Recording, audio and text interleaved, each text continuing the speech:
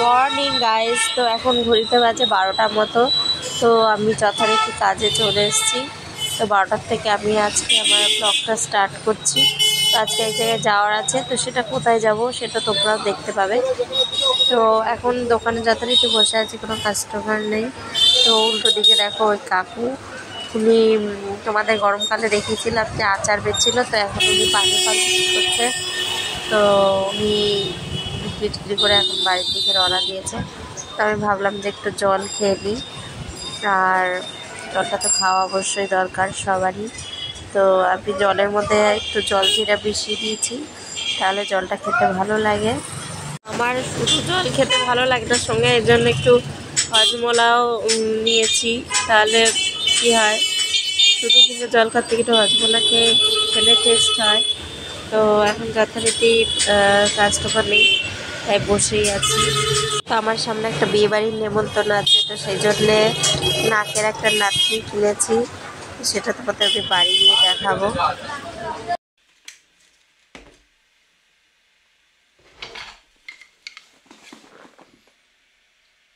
শীতকাল হিসাব মতো হলো, কিন্তু গরম কিন্তু একটু কমেনি।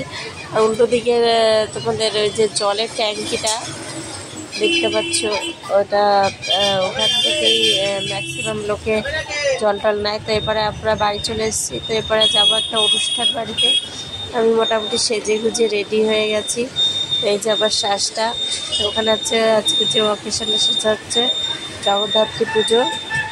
তো জগদ্ধাত্রী পুজো দেখতে যাওয়ার পথে রাস্তায় একটু পার্কে ঢুকেছিলাম। তো এই পার্কটা কোথায় কে কে ছিল সবাই কিন্তু জানাবে কমেন্টস করে। কিন্তু খুব একটা মানে অনেকটাই চেনা জানা পার্কের মধ্যে একটা। তো কোন পার্ক এটা তোমরা আমাকে কমেন্টস করে জানাও। খুব সুন্দর এখানটা, মানে প্রাকৃতিক নেচারগুলো খুব সুন্দর ছিল, আর আমার তো ঘুরে খুব ভালোই লেগেছে।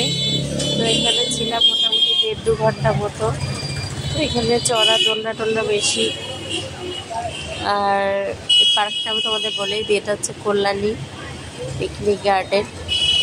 তো এই যে তো আমরা এখানে এখন ঘুরছি। আমি সাইকেল চালিয়ে এসেছি, তো অসুবিধা হয়নি সাইকেল করে আসতে।